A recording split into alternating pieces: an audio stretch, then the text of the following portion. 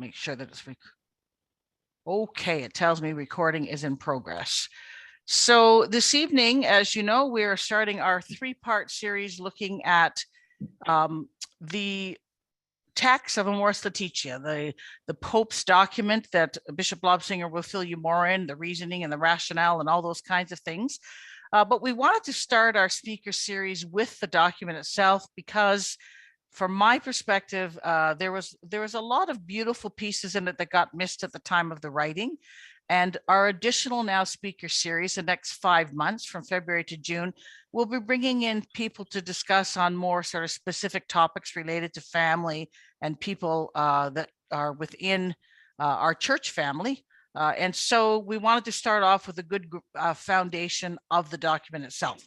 So Bishop Lobsinger was gracious enough to do the first two, and I got the easy piece. So at the end, so he's going to cover the bulk of the document, and he will tell you a little more about that. But first, in case you don't know too much about him or haven't heard him speak before, Bishop Lobsinger, it was born in 1966, in case you're wondering how old he is. He's the first child of Larry and Eileen, and I think Eileen is joining us tonight, so welcome to Eileen if you made it on. Many of you will know that he is a talented musician, and that goes to the fact that he studied honors music program at Wilfrid Laurier for a year before God said, nah, you're not going to be a musician. You're coming with me. And so he switched over to go to Resurrection College at St. Jerome's College and University of Waterloo. There he completed his Bachelor of Arts degree. And he then attended St. Peter's Seminary, where he went through his seminary program and completed a Master's of Divinity degree while there. He was ordained by Bishop Tonus back on April 17th, 1993, and to the presbyterate ordained the seminary, diaconate, and to the presbyterate on May 7th, 1994. So not new. He has had a number of parishes. I won't name them all, both as associate pastor and pastor, and also has been sat on numerous and various committees for the diocese, clergy seminar committee, chaplain to the Kitchener Knights. He was elected as a member of the diocesan personnel board and chair of the presbyteral council for a couple of terms, appointed to the Diocesan College of Consultors when Bishop Crosby came in as our bishop, and the diocesan representative to the Canadian Federation of Presbyteral Councils. So no wonder that in March of 2014, he was also appointed as coordinator of the Good Leaders, Good Shepherds program in the diocese, which I think is wonderful, and was appointed as Episcopal Vicar for Consecrated Life in 2014. Many of you will know then that he was ordained a bishop during COVID. So anyone who has complaints about COVID, speak to his small little number that was allowed in the church. But still, he serves his role well. We've never been able to have a real party, but I think God had a party, so all that is good. So Bishop Lobsinger, thank you for tonight. Thank you for being here, and I'll turn things over to you. Very good. Thank you very much, Teresa. It's a joy to be here. You know, when people ask you to do these things, I'll say, oh, yes, that's great. I'd love to do it. And then when it comes time to do the work, to prepare, I think, why did I say yes? But then when you actually do it and give the presentation, you know why you said yes, because it's fulfilling and it's enjoying for me to do these sorts of things. So I'm very happy to be here and happy to share some thoughts with you. Now, I'm not going to be going line by line through Amoris Laetitia and telling you this is what the Pope said here, this is what he said there. What I hope to do is give you more of a sense of the great richness that is in here, in this document, and some general concepts that the Holy Father wants us to have. I have about an hour and 10 minutes this evening, and we're going to do chapters 1, 2, and 3. And then I'll have an hour and a half next week to do chapters 6, 7, 8, and 9. So obviously we're not going to do them in immense detail. This is sort of a overview. Let's see what this is all about. And then the third week, Teresa is going to do chapters 4 and 5 with you.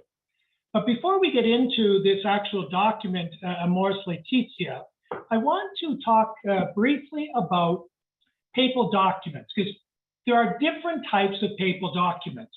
And depending on what type of document it is, tells us how important, how much we have to listen, pay attention, follow what is in it. So just very, very quickly, there are many different types of papal documents. The most profound, the most powerful, the most important are called apostolic constitutions. And these usually come from a council of the church, like Vatican II produced apostolic constitutions. They set not only law, but teaching and ways for the church. They're the top of the list. And then we have encyclicals. And encyclical are papal letters dealing with some form of doctrine or official position of the church. Motu proprio are documents that set laws. If the Pope wants to issue new laws, he does it as a motu proprio. There are apostolic letters where the Pope is writing a letter for a particular need or particular question. Apostolic exhortations where the Pope is reflecting on and encouraging us in a particular thing. Now, this Amoris Laetitia is an apostolic exhortation. So it's not setting laws, it's not defining dogmas, it's the Holy Father helping us to think about and to understand better this whole area of love and family. So there's no new laws in here. Sometimes people think, oh my gosh, he wrote this and now he's changed the laws of the church. And we're going to talk about that next week when it comes up next week. But there's no new laws in here because it's an apostolic exhortation. He's exhorting us to do something more fully, to do something more completely. And so it's important to know what type of document we're reading to know how to read it. It's like you don't read the funnies the same way you read the front page. Well, maybe some days you do, but we hope that the front page of the newspaper is truth and the funnies are just for entertainment. We need to know that to be able to get the right information. And it's the same with papal documents. Then we go on, there are decretal letters, there's addresses, there's a papal rescript and an apostolic brief, all getting less and less of importance, just different ways the Holy Father deals with the issues of the church and of our Christian faith. So we need to know what type of document we're dealing with in order to deal with it properly. So as I said, Amoris Laetitia, which was written by the Holy Father in 2016. So we've had it for almost 6 years already. It's hard to believe that it's been that long since we've had it. 6 years. In March, it'll be 6 years. And in here, he muses on, he thinks about, he exhorts us more and more to understand love, and particularly love within families. And how do we respond to love? And how do we respond when love is not perfect? Because I'm not sure how many of you believe you have a perfect family. Some of you may think you do. I hope all of you do, but I doubt any of us do. We all have struggles. And how do we deal with that? And that's really what the Holy Father is trying to get us to think about as clergy, as bishops, as priests, as laity, as families. How do we respond? How do we make our love better? And how do we respond when love isn't as perfect as we would like it to be? Today happens to be the feast day of one of our Canadian saints, the first Canadian woman to be canonized a saint, Marguerite Bourgeois. She lived in the last half of the 17th century. She came from France to Montreal, where she eventually received the title of the Mother of the Colony. She really took the people of Montreal under her wing and mothered them. And anyhow, today is her feast day. She founded the Congregation of Notre Dame de Montreal. But one of the things I read about her today was St. Marguerite Bourgeois said, "It is only through families that this new country will grow? Only through families. And so we see families are of absolute importance for the growth of our country, Canada. And anything that is hindering our families from being as strong as they can be is going to keep our country and keep us as individuals from being as strong and as good as we can be. So this document of the Holy Father is of great importance to us because it helps us again to think about, to muse on how to be better families. And if we can be better families with each other, then the world will be a better place. We'll be a better place. Because if we can see our whole world as our family, imagine how differently we would take care of each other and treat each other if we saw our whole world as our family. So that's all sort of a way of introduction to the document itself.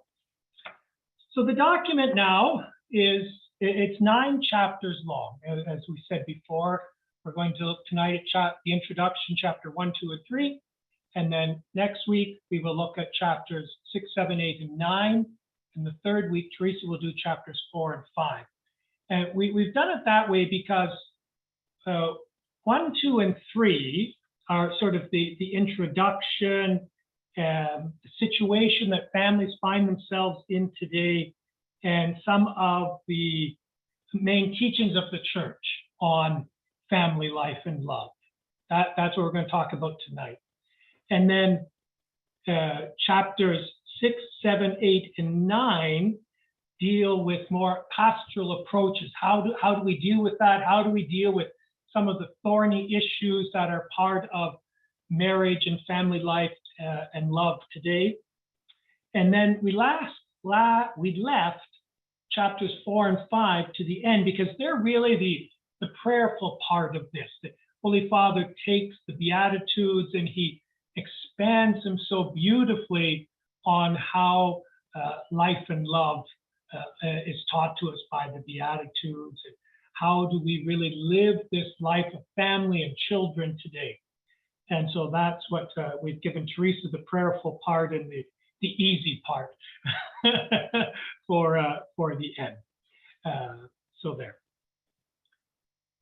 In the beginning of Amoris Laetitia, the Holy Father puts us into sort of the place where he wants us to begin our thinking. And Amoris Laetitia, in case you're not sure, means the joy of love. Titles for papal documents, whatever they are, whether they are papal exhortations, whether they are constitutions, whether they are whatever, they are always titled by the first couple of words of the document in Latin. So if you were to read this in Latin, the document would begin Amoris Laetitia, which in English is the joy of love. And that the more the joy of love is experienced in families, the more it's experienced in the church. This is his opening sentence. The joy of love experienced by families is also the joy of the church. The church and families, the families and love, the church and love. The Holy Father says we just go together. And how we relate that to one another has an effect on one another.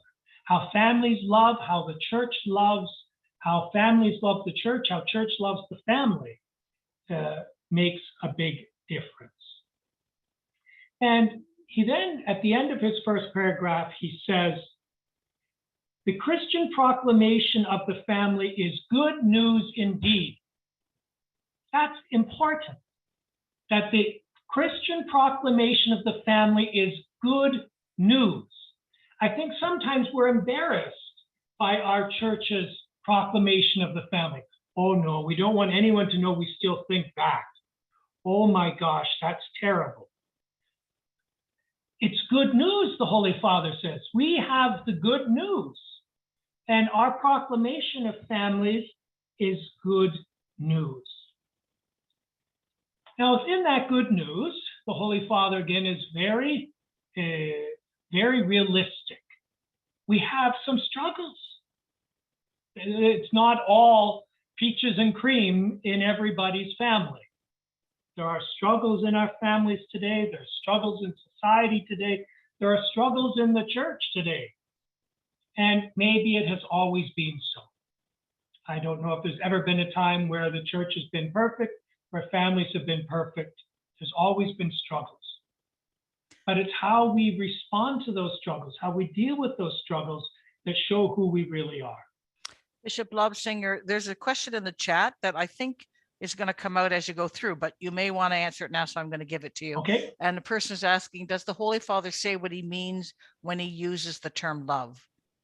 I know my chapter is going to be big on that.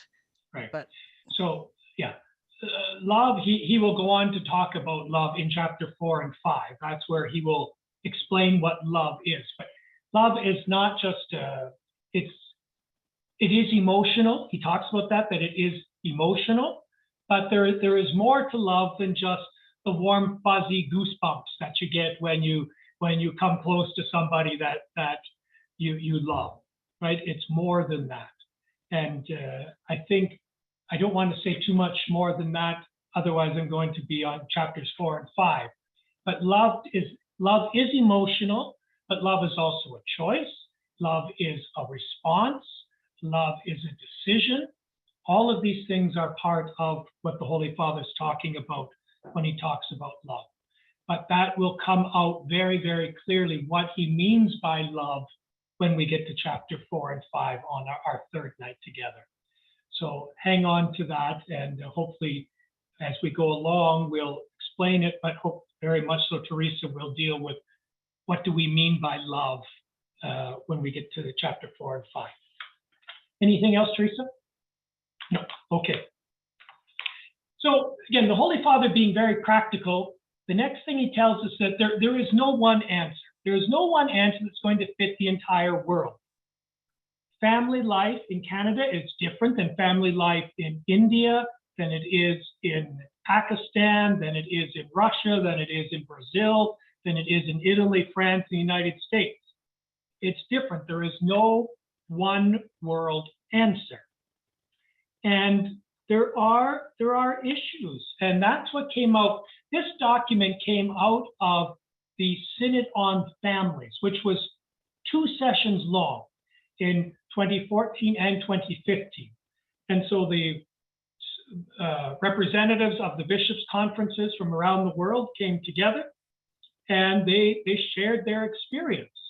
And they acknowledged that there are struggles. There are struggles in family life today. And so the Holy Father wrote this document, and I think this is the main reason why he wrote the document. He says this, as an encouragement to families in their daily commitments and challenges. That's why he wrote this. It's meant to be an encouragement. Again, it's an exhortation. It's not doctrine, it's not dogma, it's not law. It's an exhortation to families in their daily commitments and challenges. And it's needed, he says, and he gives 2 reasons. First, this document is needed because it represents an invitation to Christian families to value the gifts of marriage and family and to persevere in a love strengthened by the virtues of generosity. There's a lot there. First reason for this document. It's an invitation to families to value the gifts of marriage. We don't really value the gift of marriage in our world right now, at least in our culture right now. But to help us to value the gift of marriage and family. Again, we don't really value family very much either. To help families to persevere in a love strengthened by the virtues of generosity. Listen to this list: generosity, commitment, fidelity, and patience. Wow, that's a big list. Generosity, commitment, fidelity, and patience. That's the first reason he gives for this document. And second, because it seeks to encourage everyone to be a sign of mercy and closeness wherever family life remains imperfect or lacks peace and joy. Our families remain imperfect. and many families lack peace and joy. And so we need to encourage those families in their struggles and not leave them just hanging there to figure it out on their own. So he ends his introduction by saying this: "It is my hope that in reading this text, all will feel called to love and cherish family life, for," listen close, "families are not a problem. They are first and foremost an opportunity." Family life is not a problem. It's an opportunity. I should have pulled it out. I have a little bumper sticker somewhere here in my office that I bought years ago, and it said, "Obstacles become opportunities with God." Obstacles become opportunities with God. When we let the Lord in, he helps take care of our struggles. Doesn't always take them away, just magically, boom, gone. But he helps us through them. And that's what the Holy Father hopes is going to happen with this document, is that we're going to realize families are not a problem. They have difficulties, they have challenges. They're not a problem, but they're an opportunity to share the love of God. And that's what we're called to do, isn't it? Christ says, "Whatever you do to others, you do to me. Love one another as I have loved you. There's no greater love than to lay down your life for your friends." When we are able to do these things first and foremost in our families, we're doing them for the Lord as well. So then we move in. Any questions, Teresa? No, but I just want to jump in here and say one little thing since you paused. Okay. When we did the synod gathering of information for the synod on the family, on the first round of questions we sent out, and they were long and detailed, there were so many questions. We had over 1,500 people respond. And for the second, which was longer and even more, we had about 800. So all that information Bishop Crosby sent to Rome because it got synthesized down. So Hamilton Diocese had a good little part in giving our opinions. Very good. And so that tells us also how important family is, that people took the effort to go through this very long and complicated questions and submit answers to them. Right? So that's great. So chapter 1 starts in the best place it can. It's called "In the Light of the Word." So what does the Bible have to say about family and love? Where's a better place to start than in the scriptures? This is where we want to begin. And so if maybe you've never read the Bible, but you've been to Mass and you've heard the scripture readings at church, everyone who's heard even a little bit of the readings of Mass at church know that the Bible is full of families and birth and love stories and family crises.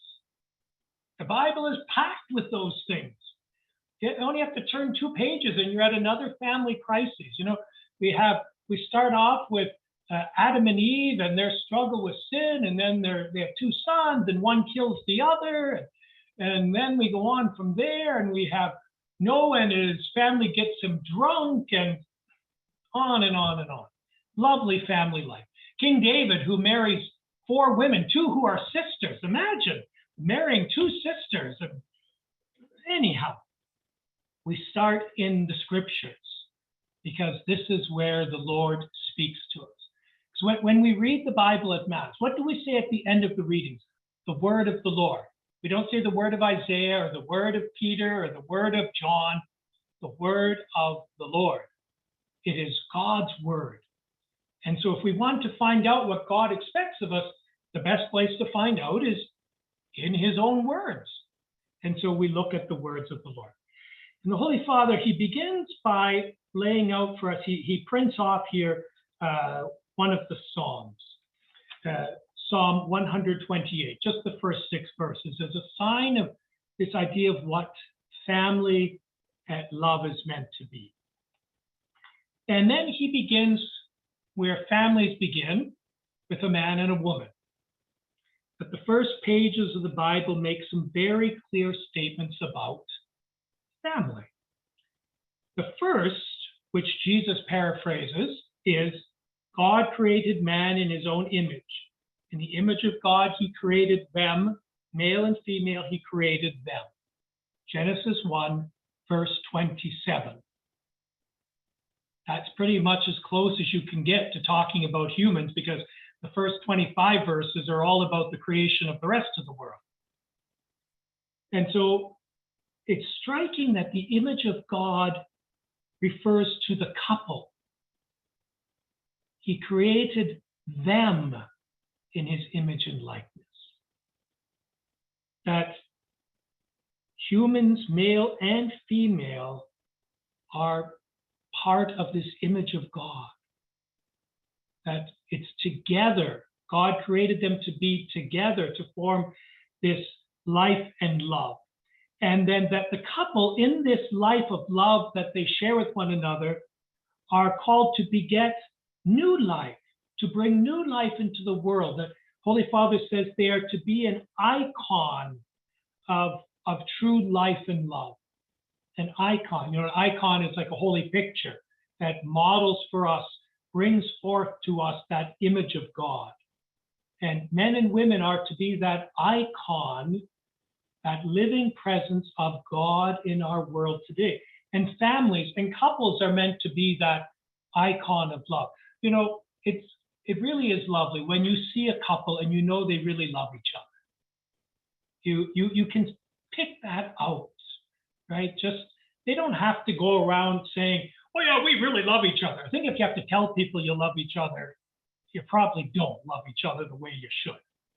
It should be obvious by the way they take care of each other, by the way they just know each other, by the way they just are there with each other. You can see that love in them. And then that love that husband and wife shares is meant to bear fruit. To bear fruit, to bring new life into the world, new people to love into the world. That love is never to be sterile. Love is never about me. It's never about me.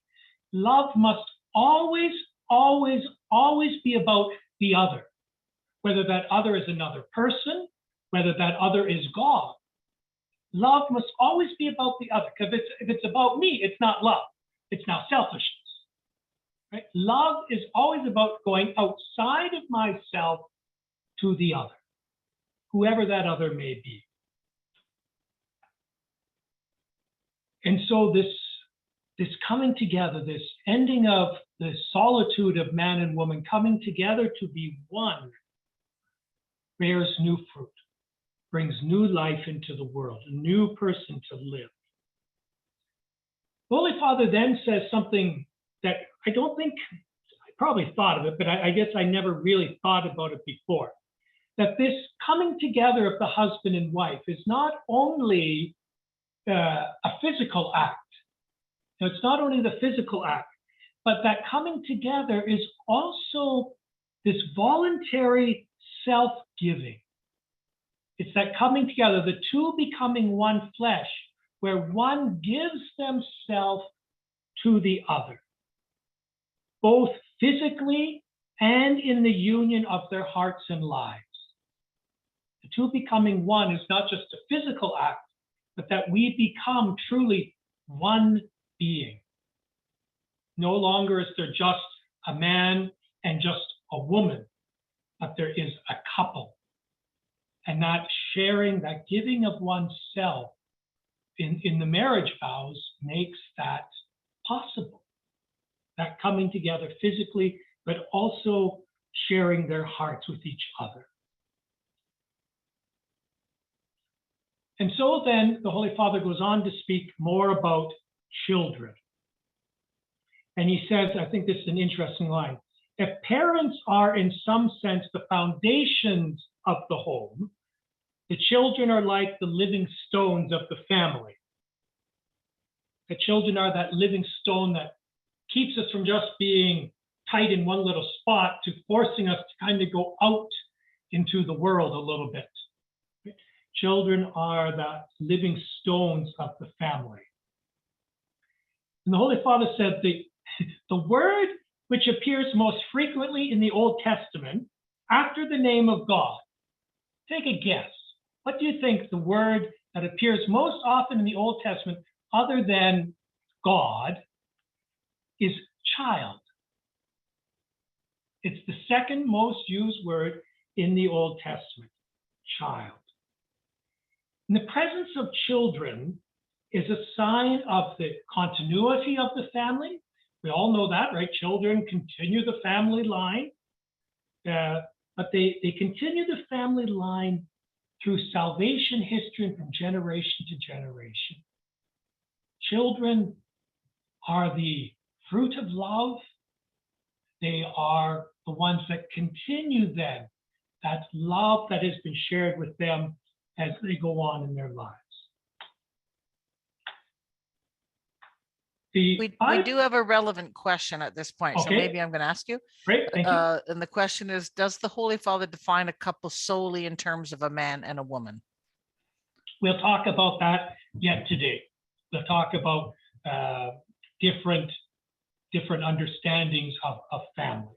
So right now we're talking about what the scriptures say. And so the scriptures present family as a husband and wife. Right? Now,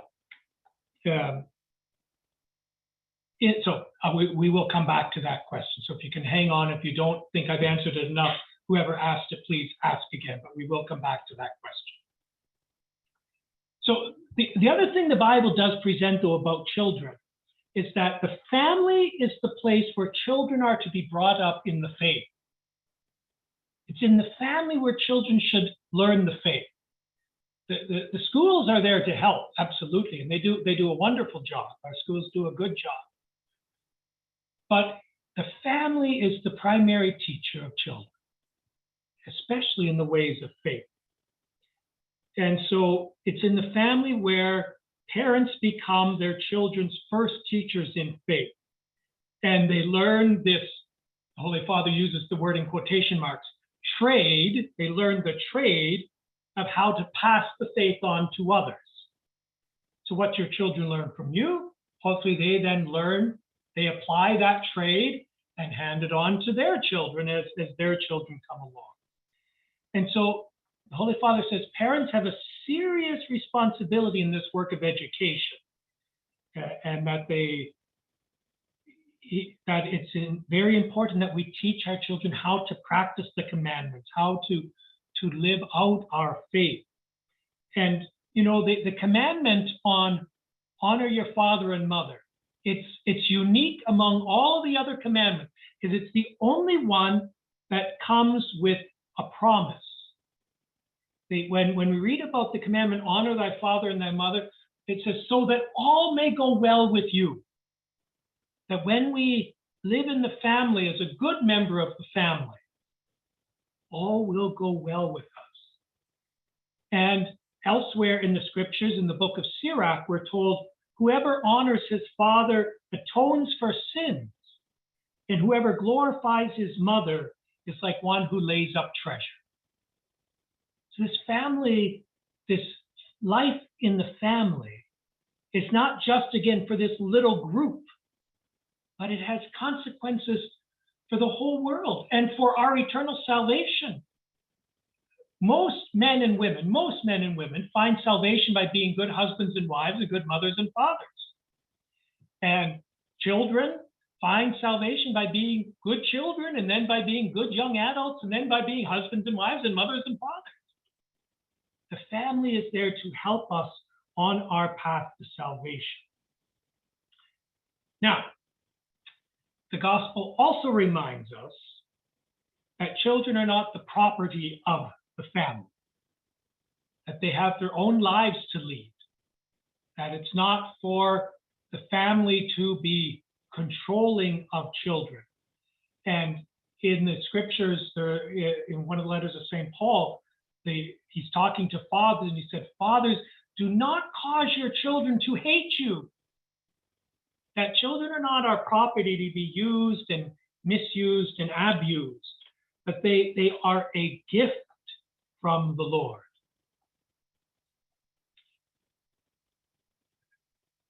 So this is what we hear in the scriptures. about the goodness and the blessings of family life. But then the Holy Father goes on to tell us, but it's not all wonderful in families. And we know that.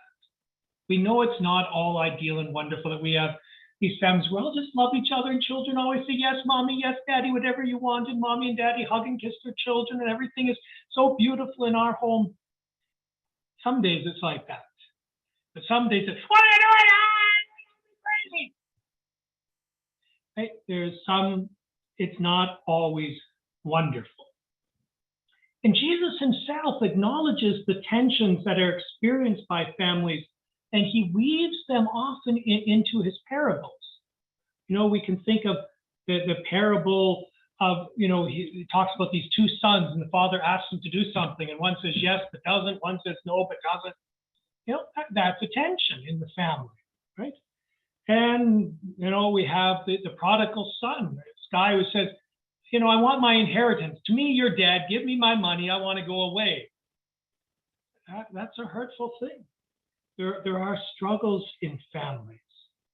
And they're not just abstract ideas. They're real live struggles that come and cause great, great sufferings within the families. And so the Holy Father deals with some of the sort of more general outside things that can also affect families as well. One of the things he talks about is unemployment. That unemployment can be a huge struggle on families because we're meant to work. We're created to work. We're created to work to provide for our families, provide for ourselves, to provide for our poor in our world. And when we can't do that, when we have no work or our work is not sufficient, this creates a huge, huge tension in families. When sin becomes part of family life in one way or another, this becomes a huge, huge struggle in families. For society, when the sins of society reach into our families, it becomes a great, great struggle.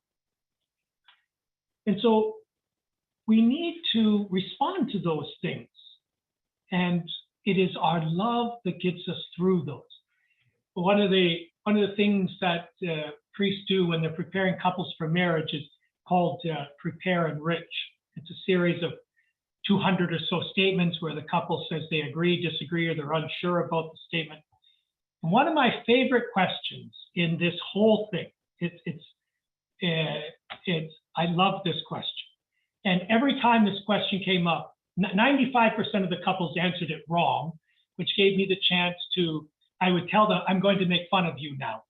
Because the question is, so long, we will have little or no struggle in our marriage so long as we love each other. And about 95% of couples that I dealt with anyhow said, agree, or strongly agree. As long as we love each other, we are never going to have problems in our lives. No one's ever going to lose a job. No one's ever going to get sick. None of our children are ever going to get into trouble. Everything will be perfect in our lives. Our children grow up and marry beautiful and wonderful people and have beautiful and wonderful children. We will grow old together. And when it's time to die, we will lay on our bed, hold hands with each other, say the Our Father, and die in each other's arms. Because we love each other. It don't work that way. It don't work that way at all. Love doesn't take away the problems. Love gets us through the problems. Right? And so it's that love, and Holy Father says, tenderness. Do we have tenderness for those we love? We often today see things like tenderness and humility as weaknesses, whereas these are the paths, the means by which we share that love with one another, that we die to ourselves in order to serve the other. And so families are great and families are wonderful, but families also have troubles. They have struggles. They always have. Right from Adam and Eve up till our families today. They are beautiful. They are wonderful. They can be filled with love and tenderness and support and encouragement. They can also be a real pain in the neck and a difficulty in our lives. And that's That's why we look to the Holy Family to help us. They are that icon, again, we spoke about icons a few minutes ago, that model, that image for us and how to live our families. They also had troubles, right? You know, here we are, Mary's 9 months pregnant, and they have to travel 100 kilometers on a donkey to Bethlehem to satisfy some nutty king's ideas so they can up taxes. The child's not that old, and all of a sudden they have to flee away to a foreign country because another nutty king wants to kill them all. They had troubles too. They were poor.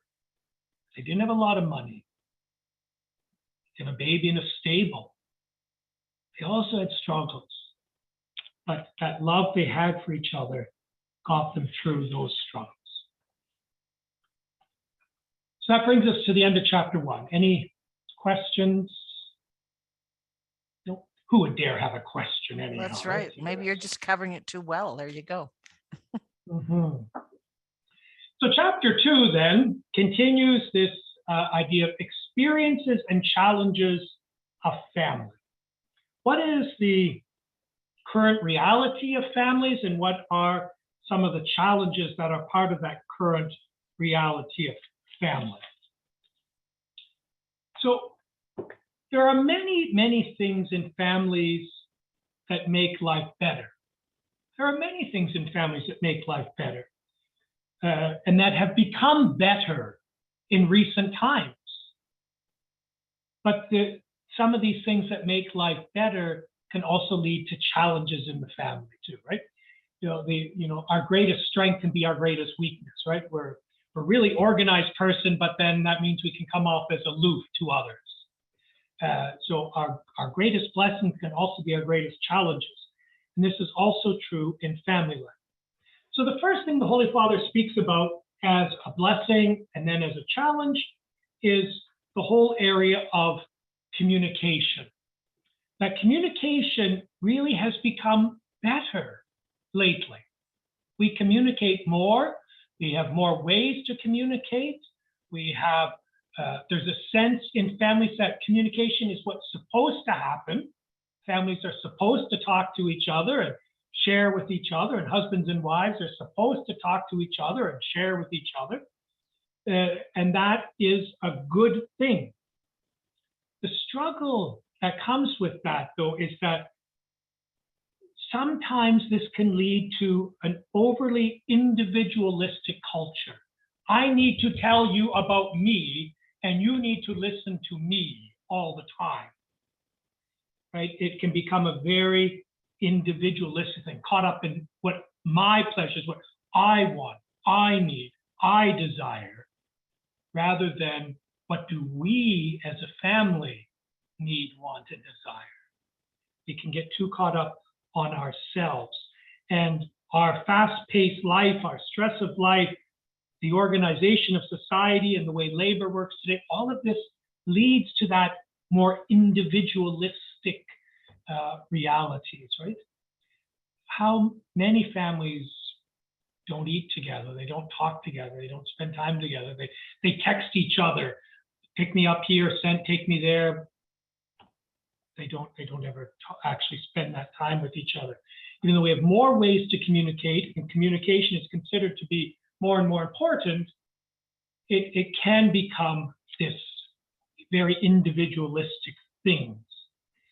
And when we begin to think someone is, it's just all about me, then that fosters attitudes of suspicion and fear of commitment and self-centeredness and arrogance. And then we just sort of give up on everything. So that's one struggle. The other thing that's good that's happening in families today is that sense of relationship, that we need stronger relationships, and we have means of creating stronger relationships in our lives today. But the struggle that can come from that is that, again, the sense of a confused freedom, right? We want to show love for our family, So we let them sort of go off and do whatever it is they want to do, right? That's how we best love them. Let them just go off and do whatever it is they want to do. And we have this confused sense of freedom, and that each individual and each individual's acts are rather arbitrary, and we don't try to have them fit into this whole family structure that we're living in.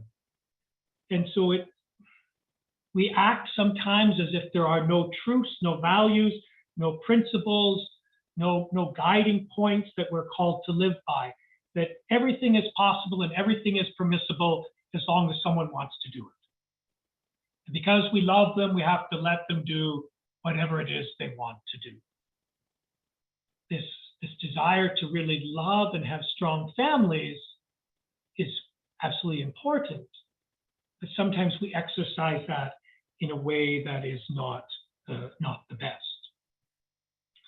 And so the Holy Father says that as Christians, we can't stop advocating marriage simply to avoid contemporary sensibilities. We can't stop telling the truths that we have. We have something to offer society. How did the majority of the Western world first become Christian? Because those first Christians showed the pagan world they had something to offer them that was better than they had.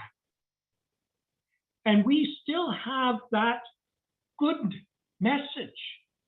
We still have that good message, but we become less willing to share that message because we're afraid of modern sensibilities. It's not fashionable right now. And so the Holy Father says, so we deprive the world of values that we have to offer. We have a message to offer.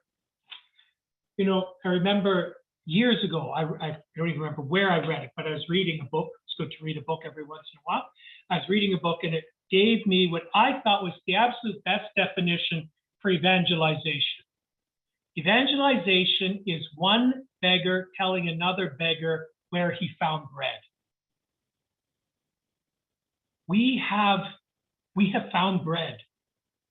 We have found bread that nourishes us, that helps us, that answers questions for us, that gets us through the difficult times. But in many ways, we are afraid to share that information. We don't tell the world where we found our bread. And we have an amazing message to offer. The Holy Father then says, you know, even though we have this amazing message, we have to find ways to share it. Okay? Because sometimes we want to teach people about marriage this way. Marriage is indissoluble, must be for families, must be this, must be that, boom, ba-boom, ba-boom, ba-boom. These are the rules. And if you don't follow the rules, then you're not in the family. That's not so helpful. It's true, but it's not so helpful. We have to find ways to share our bread with a world that doesn't want to eat, that just wants junk food. How do we share this message? As the Holy Father says, we also have to have love and tenderness for those who are outside the family or struggling in family, to not just lay down the rules. We can't deny what we believe. Can't deny what we believe, because we have a message that helps bring about salvation. We have to find a way to proclaim that message that will be helpful. And so we need to witness, he says. This is the first thing we need to do, that families who have found the bread have to witness to that bread, right? They have to witness to that bread. And by the way we live in our family life, that we can be seen as ones who have found the bread. You know, by making use of the gifts that the church has, the doctrines that the church has. These are all there to assist us, the Eucharist, reconciliation. You know, I used to when I was a parish priest and parents would come and bring their children for confession, the parents would come to confession. I would say, I would always thank the parent for being that witness for their child. That your child sees that you also need reconciliation. It's not just for little kiddies. That you too need to be reconciled with God. That's a great, great witness. And so we need to be that witness for others. But so often the Holy Father says we waste our energies on just denouncing the decadency, the evils. We spend all our time proclaiming all these things that are bad, rather than making our effort on making the good as it can be. Our culture today is, we have a nice life in our world. We all have warm homes to live in. We all have food to eat. We all have internet. You're not here tonight if you didn't have internet, right? We have some good things going on in our world. But we also have problems in our current situation, right? The Holy Father says, in the world today, we believe love can be connected or disconnected at a whim. I can buy love, I can let go of love. Love is not eternal or stable, it just comes and goes. A relationship can be quickly blocked. I don't like this person, I'm just going to block them, defriend them, gone, get them out of my life. We have fears associated with permanent commitment. How many people are struggling to make commitments today, right? We don't commit to anything more than a couple of years. When I bought my last car, I signed up for a 7-year thing. Oh my gosh, 7 years. I'm stuck with this car for 7 years. That's a long time, right? We don't want to commit to anything for any length of time anymore. He says we're obsessed with free time. Everyone's got to have free time. We all want free time. And, loneliness. We treat relationships as if everything is disposable. There are struggles. There are struggles in the world today. And then we have the struggle of how do we inspire our youth? How do we get our young people to see beyond these things, see beyond the things of culture, and live the good message that we have, because they are so influenced by the world. And the world's voice is a lot bigger than our voice, right? We have TV and internet and all that stuff. Their voice is so much bigger. Things like pornography, the terrible effect that has on society. And Holy Father says, we have no patience with problems anymore. Problems are just to be gotten rid of. Got a problem? Get rid of it. Your VCR doesn't work, throw it in the garbage and go buy a new one. Your relationship doesn't work, throw it in the garbage and go buy a new one. We have no patience anymore. And even as good Christian peoples, we struggle with the whole idea of really having children, right? You don't want to have too many kids. You got to be able to provide them with everything. And so, we have to be responsible in our parenting, absolutely. But we really live in a culture that sort of frowns upon people having too many children, right? You have more than 3 kids, people begin to, look at you weird that you have that many children, right? And so that idea of culture of, well, we can't overpopulate the world, and we can't overpopulate the world. But we also have to be that children are a gift from God. And because of this, the church strongly rejects the state forcing things like contraception, sterilization, and even abortion. The state must never be allowed to force these things onto people. And so, because all of this is happening in the world, the church's voice becomes less and less heard. And this good message we have becomes less and less thought of as a good message and more thought of as weird. And because of that, society continues then to move in a direction contrary to what is good for family and love. You know, it's hard proclaiming these messages because we can seem very judgmental, and that's what we do when we say, this is the law, this is the rule, boom, boom, boom, boom, boom, boom.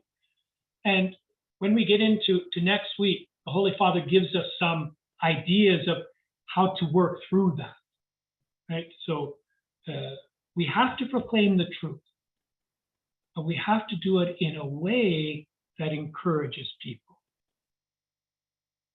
Other things that are struggles in society today, I'm just trying to be conscious of the time here, affordable housing. And when families don't have housing, it's hard to be family. It's hard to be family. And that families have the right to housing. They have a right to housing. And the Holy Father says the family is a good which society cannot do without, and it ought to be protected. Society needs to help protect families. The economic situation, we talked about people losing jobs or not having enough jobs, jobs being insecure. No one gets a job that expects to stay there for the rest of their life anymore. Who expects that anymore? I think I read somewhere the average adult male has seven jobs in their adult lifetime. It's a whole idea of work. And the Holy Father then speaks about the great number of children who are born outside of wedlock, who don't have a mother and father to help them on their journey. The exploitation of children, he says, is scandalous and a perverse reality in our present day society.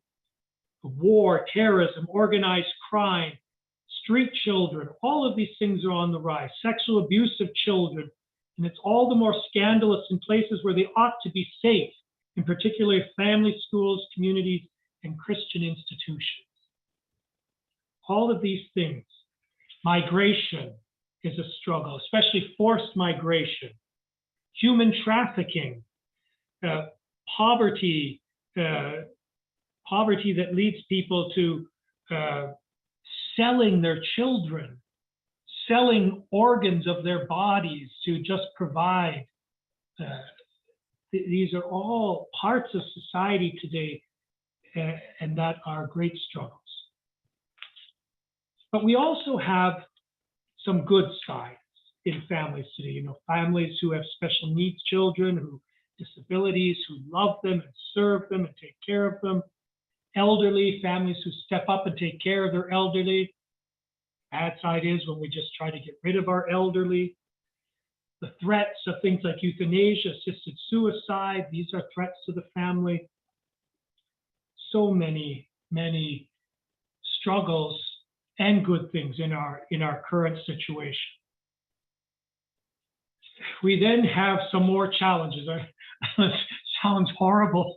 It sounds horrible, but it's the reality in which we are. And then we need to, how do we respond to that reality, right? So today we're sort of laying the groundwork, and we'll get all the miserable stuff out today, and then next week and the week after we'll talk about how do we proclaim our message in the midst of all of this struggle. So some challenges of raising children. Parents, I'm sure this never happens. Parents become exhausted. Really? I can't imagine that that's true. They become exhausted. They don't want to talk. Families don't even share a common meal. Distractions abound, including addiction to television, severe stress. Just stress in your family? No, nobody has that, do they? Aggravated by fears about steady employment, finances, and future issues. Drugs, alcoholism, gambling, other addictions. Violence within families breeds new forms of social aggression. Society failures. Because of the society we're in, the family is weakened. And marriage is not seen as something that is beneficial to society as a whole. And so we don't encourage it. We don't encourage it. And because we don't encourage it, not having marriage, not having family, where the Holy Father says, poses a threat to the mature growth of individuals, the cultivation of community values, and the moral progress of cities and countries. That's what comes from not encouraging marriage and families. A threat to the mature growth of individuals, cultivation of community values, and the moral progress of cities and countries. One of my jobs now is the vocation director for the diocese. And the past 5 years, I was working at St. Peter's Seminary as one of the spiritual directors. And the most important thing we do at seminaries right now, the most important thing we have to do at seminaries right now is human formation. Because our young people coming to seminary are struggling with all these things. They've not matured into adults as well as they could. They don't have those values and those morals. You know, we still have to teach them the teachings of the church and all those things, but seminaries have had to step up so much in human formation because it's just not there. Our young people, you know, many of you who are on here are my age or older, and you got married maybe when you were in your early 20s. And now, if someone comes to us at 20 and wants to get married, we really think, you know, really, are you ready for such a big step? Because we don't have that growth that we should have. So the Holy Father has this little section in here about, he talks about some families are stable, but it's not marriage. And so it doesn't have the same effect. Even though there's a relationship there, it doesn't have that grace of marriage. So he says, we need to acknowledge the great variety of family situations that can offer a certain stability, but de facto or same-sex unions, for example, may not simply be equated with marriage. They offer stability in the relationship, but they're not marriage. No union that is temporary or close to the transmission of life can ensure the future of society. It's that stability of love and that love bearing fruit that we talked about in chapter 1. That's what makes society stable. Holy Father, then some other issues. Hopefully we're almost through. It's a few more pages of issues. Other issues, polygamy, multiple husbands, multiple wives, arranged marriages, practice of living together before marriage, cohabitation, which excludes any intention to marry. In various countries, legislation facilitates a growing variety of alternatives to marriage, which result that marriage, with its characteristics of exclusivity, indissolubility, and openness to life, comes to appear as old-fashioned and outdated option. Wow, doesn't that sound like us today? Because we have all these other things. If you actually want to get married, remain married for your whole life, have children and raise children in the faith, you're really considered out of touch, right? And so the Holy Father says, just because there are problems, we can't throw marriage out. We don't throw it out just because there are problems. He talks about women's rights, men's issues, gender ideology. He says, it is one thing to be understanding of human weakness and the complexities of life, and another to accept ideologies that attempt to sunder what are inseparable aspects of reality. Let us not fall into the sin of trying to replace the Creator. Again, we need to be understanding, but we don't throw out what we believe. That's the hard balance to find, right? Being understanding, but still holding to the truths that are our faith. There is no stereotype of the ideal family, but rather a challenging mosaic made up of many different realities with their joys, hopes, and problems. That's how we end chapter 2. All right, we have 18 minutes to get through chapter 3. All right, let's go. So chapter 3 is called Looking to Jesus. Sorry, Bishop, just before you get going, I just want to let the people know who have put there's a comment, a couple questions. I think we can deal with them at the end. So I'm going to let the Bishop do chapter 3 and then I'll bring those questions forward. I'm not ignoring them. Okay, thank you. So chapter 3 is Looking to Jesus, the vocation of marriage. What is the church's essential teachings on marriage? In and among families, the gospel message should always resound. The gospel message should always resound. The mystery of the Christian family can be fully understood only in the light of the Father's infinite love revealed in Christ, who gave himself for our sake and who continues to dwell in our midst. We can't understand families completely without God. That's what he's saying there. Families are not just a society sociological structure, but families and marriage are vocations. They're a vocation, a calling from God. You know, as Catholics, we think vocations should priests and nuns, they have vocations. But everyone has a vocation, a calling from God.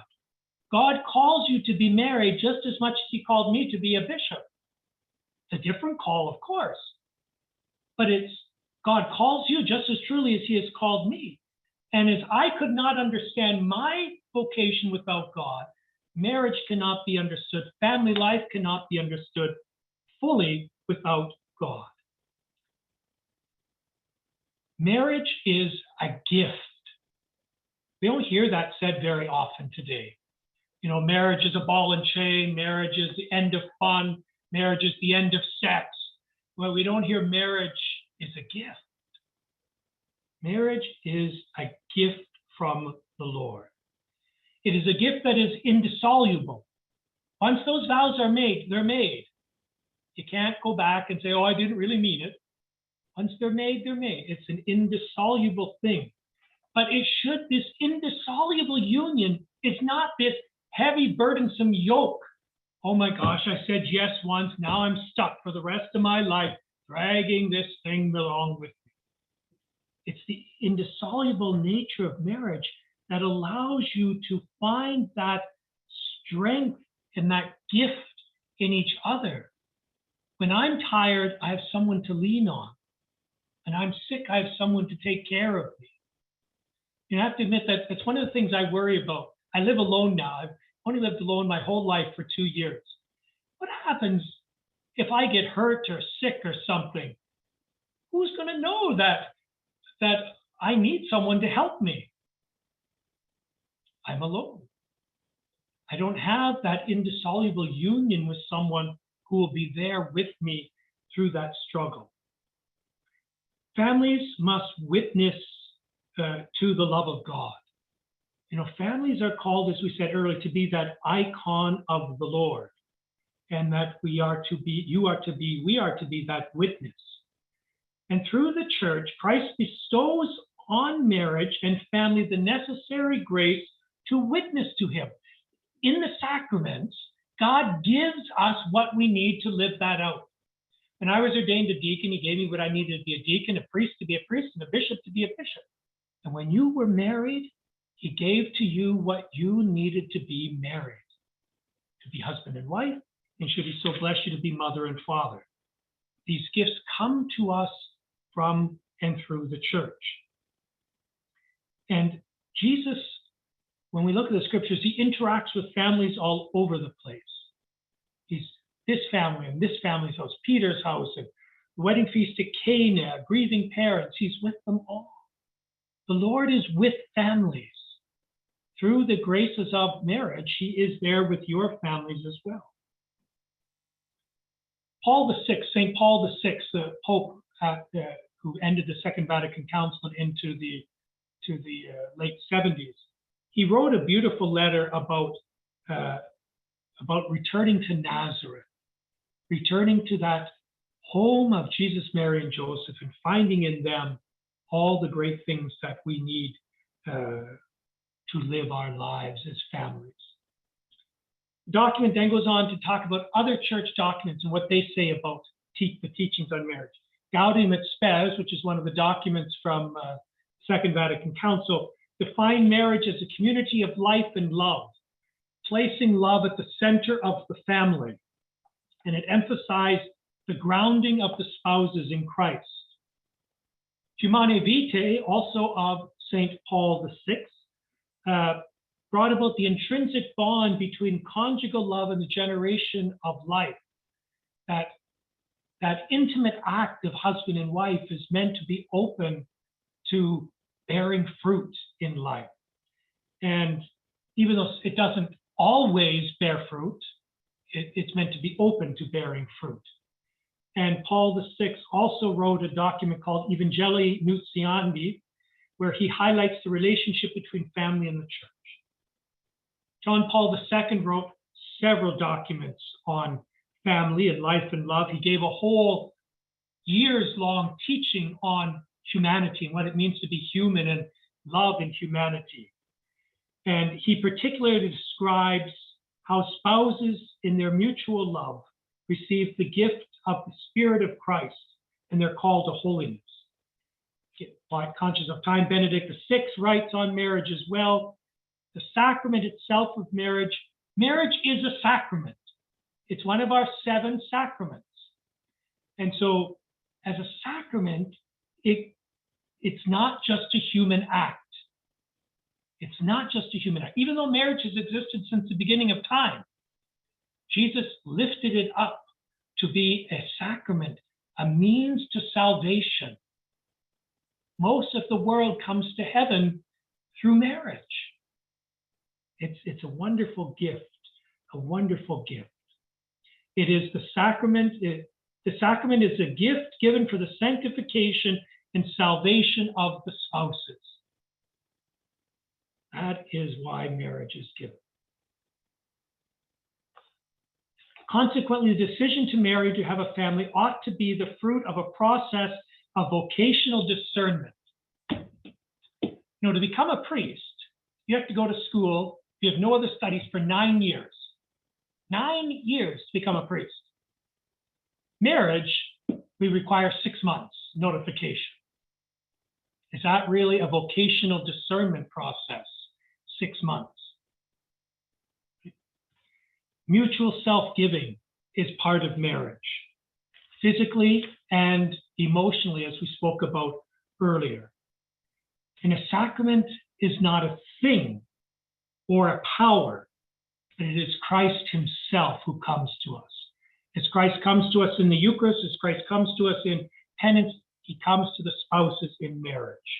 And in marriage, the spouses give themselves to each other. Let's see. So then we get to the Holy Father calls imperfect situations. The ideal includes unity, openness to life, fidelity, indissolubility, and within Christian marriage, mutual support on the path towards complete friendship with the Lord. Discernment of the present seeds of the word in other cultures can also apply to the reality of marriage and families. And so not all marriages are sacraments. Sacramental marriage is only between the baptized.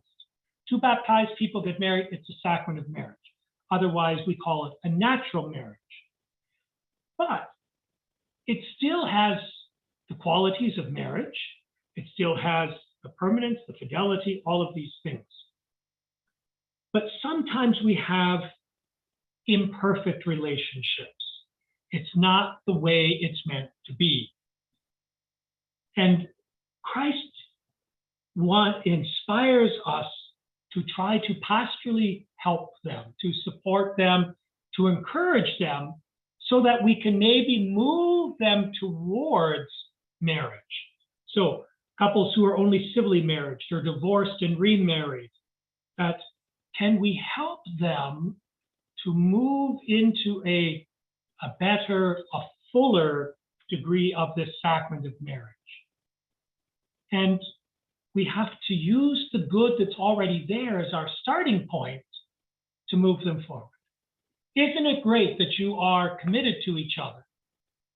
Now let's try to move that commitment into being the sacrament of marriage. And so the church, again, we have to proclaim our truths, but we also have to meet people where they're at. We start where they're at, because God exists in reality.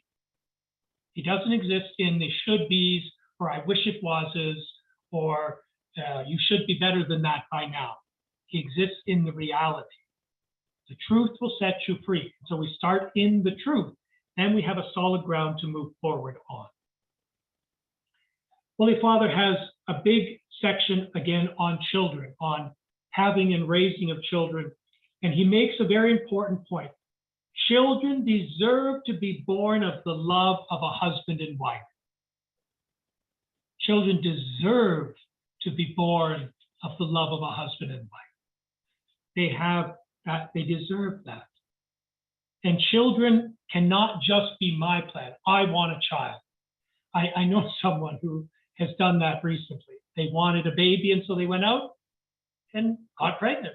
They didn't want a husband, they just wanted a baby. And the child is their plan, not seen as a gift the way it's meant to be. Family is the sanctuary of life. And he says the greatest sins against life are abortion, euthanasia, and the death penalty. These are all great, great sins against life. One of the fundamental challenges facing families today is the media. And again, he talks about the importance of the education of children. The churches need to work with parents to help them, and not just, here are the rules, and here are you have to fit into this box. How do we help you in the situation you're in to bring the children into a greater fullness of life and love? Holy Father says the church is a family of families. I always try to emphasize that in my parishes, that we are a family and we need to work together. Now, we got problems, we got struggles, but we're a family. And every family, in effect, is a good for the church. Families are good for the church, and the church is good for families. We need each other in order to really be able to live that life and love, that vocation to which God calls us. So that's chapter 3. Sorry, it's very fast, but it's a lot of the problems. We don't want to spend ages on the problems anyhow. So next week we'll look at how do we work through these problems. But now, Teresa, you said there might be a couple of questions. I do. There's a couple of questions. And the first one I'm going to give a little, I'll just deal with because it'll allow me to expand a little. The first one talks about the fact that Amoris Laetitia was released in April of 2016, and that's 5 years ago. More than 5, it's 6 now, coming up to it. But the Pope has declared the 2022, it started last year, actually in March, going right through to June, the year of the family, Amoris Laetitia family. And he's asking, is that the primary reason that we're going over the document? And the simple answer is yes. What happened was the World Meeting of Family was supposed to be held in 2021. It was the 5-year anniversary of the document being released, and the whole World Meeting of Families is going to be based around the document. Of course, COVID canceled everything in the world. And so the World Meeting of Families has been moved to June of 2022. But the Pope didn't want it to be lost. So he's called this Year of Amoris Laetitia Family. The diocese was going to have a conference for families in May, but COVID kept happening and we decided there was no way to plan a conference. So instead, we decided to have these 5 or 6 months where we'd have a speaker each month. This month in January, we're doing the 3-part series on the document. The depth of the document is very true and realistic. As you've heard tonight, there's a lot of issues around families, and the Pope lays those out, but he doesn't just leave it there with us wondering, wow. He goes on to give some very beautiful pieces, 2 of chapters of which I get to deal with on the last night, and the bishop will deal with 3 next week, giving us solutions, ways to be pastoral, how to move forward. And again, I love that concept of the family of families. We all have struggles. Some days my family comes together wonderfully well, and some days we're bickering and all those kinds of things. So that's the truth in the church as well. So he's very forthright as to what families are dealing with, as you heard tonight, but he's also gives some beautiful ways that we can move forward. And what he really wants us, of looking at the document, is to think about all the struggles that families are having, think about the solutions that we have to offer. And I just really want to quickly, I was on a webinar today from 4:30 to 5:30, which was crazy on my part to sign up for, but anyway, I did. And it's interesting because it was on cohabitation, the research and data gone on for years, and the talk was on sliding or deciding. And they reiterated all the data that's on there about when a person makes a choice, a decision, a commitment. And so it's interesting that some of what the church says is really truly in the research what people need, but they're afraid to live that now. So just a little overview of that. So we will have these three, 19th and the 26th, for the document. And then in February, we have Connie Clark, who's a speaker, written many books from the States, talking about witness of faith in the family. And each month we'll have a different topic. I'm hoping by the end of this week to have all of my speakers confirmed so I can post them all for you. But it will be on the website as soon as we have them confirmed. So the two questions, the first question someone asked, and it is one I think, is that their children are struggling a little bit with the whole idea of climate change and what the world will look like for them and this person's grandchildren. And so what message can we bring to her children so that her girls won't be so concerned about what this world will look like for them in the future? I think it's true. We are worried about what it's going to look like, right? We are worried about that. But our only answer to that is, with God, obstacles become opportunities, that the Lord will be there for us to help us through these things. Okay, we don't magically get rid of problems. Sadly, problems start instantly, but they don't magically instantly go away. But the Lord, with the Lord, we can go through these things. We can face the struggles and the difficulties of life and still maintain peace and joy within our hearts. So I think that's the message, is that, yeah, there are struggles, and yeah, we're going to have difficulties, but nothing is greater than God. And with the Lord, we can get through these things. And it's the face. Laudato Si addresses those issues. The Vatican is very clearly looking at climate and all those various issues. So we're not immune, putting it aside, saying it doesn't exist, but proactively trying to do things in our churches. Many have gone away from water bottles, all those things. So we each do our part, and the church is doing its part. So I think we have to have faith and hope. I agree with you there. The next question is one, just a question about when will the talks be posted.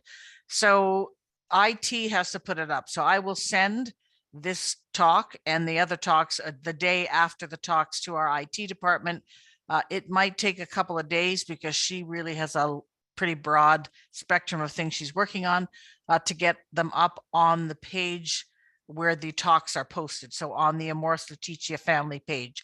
So I don't want to say they'll be up by Friday, but by sometime, hopefully in advance of next Wednesday, they'll be up on the site. So I'll just have to check in, or I can send an email out to the group and just let you know when it's posted. That might be just as easy a way to do it.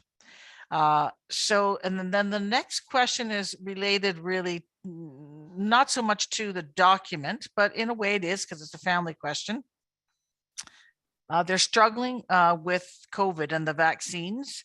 They're concerned about the cell lines of the aborted fetuses and the research and the production process and all those kinds of things, and making it a moral duty to refuse medical products that does not allow us informed consent. So this is a very deep question, and I'll let you speak to it, Bishop, but it's probably not something we can unpack tonight, other than to say that Bishop Crosby has issued a couple of letters. If you want to send me a private email and we can chat about it in more detail, I'm very happy to do that because it takes a bit of time, but I'll let you speak to it, Bishop, and that concern. Right. They have a concern with a child of theirs that has some challenges with vaccines, and so they're Right. worried about the vaccine. Yeah. And there are reasons to be worried about vaccines. There are legitimate reasons that one has to deal with on an individual basis, right? If you have a child who has certain issues, you need to discuss that with your family doctor and those sorts of things. The medical side of things, I'm not a medical doctor, so you need to talk to your family doctor about those sorts of things.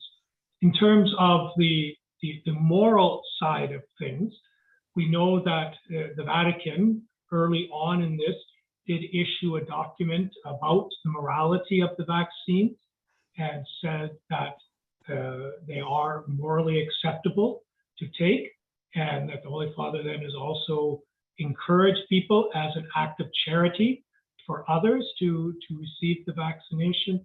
And as Teresa just said, Bishop Crosby has also issued a couple of statements on that as well. They're not easy one sentence answers. And so again, it would be best to contact Teresa and have that conversation about your own particular circumstance. I'll just say that the Vatican and the Holy Father have said they are morally acceptable, and they are our compass as to what is morally right and wrong. That's what the magisterium is for. They're the ones who say this is sinful, this is not sinful, and they have said that the vaccines as they exist are morally acceptable. They also have said no one should be forced to take the vaccine, that it is a choice. They strongly encourage, but no one should be forced. So those are the teachings of our church. The last question just posted because of time. So if anyone else puts a question in the chat, I won't raise it, just to let you know right now. But again, if you want to email me, there's anything that I can discuss with you. And the question is asked about, do our Indigenous people feel that they're part of our family? And my answer would be, I certainly hope so. We're getting a lot of negative press, but. We hope so indeed. I also know from some of the things that we've talked about that sometimes our Indigenous brothers and sisters, First Nations people, don't like when we say our brothers and sisters. They want, because it's been a struggle right now.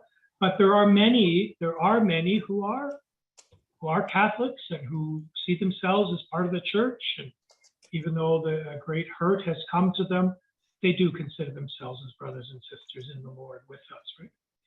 Everyone ultimately is a brother and sister in the Lord with us, because we are all created in God's image and likeness. If He is the Father of all, then we are all brothers and sisters in the Lord. So I thank Bishop Lobsinger for he's taken the two end pieces, which are the tough pieces, and I get the love piece in the middle, which is easy. But I think it's important that we do take a look at the document and understand what the Pope is saying. And what really should give us comfort in the document is the fact that the church does clearly see and know what families are facing. And that's because they went to families. They asked people to write their comments, and people wrote, I can't tell you how many pages. We had thousands and thousands of pages to go through when we wrote our report from the Hamilton Diocese. And I was so impressed with the depth of what people were thinking. So we will, as I say, continue to unpack it over the next couple of weeks, and then we'll move into some presentations that are directed at very specific pieces from people who are experts in those specific areas. So thank you for coming tonight. We're just a wee bit over, but not too bad. I will be sending you out a new link next week because people can still join in. So I'll need to send the link weekly. So each week you'll get a Zoom invite on Tuesday. If it doesn't arrive Tuesday, send me an email on Wednesday. I'll send it out during the day. I spent a lot of my day doing that today. So thank you to all of you, and we'll see you next week at 7 o'clock again. Thank you again, Bishop Lobsinger. Very good. Thank you all. And may Almighty God bless you all, the Father, the Son, and the Holy Spirit. Amen.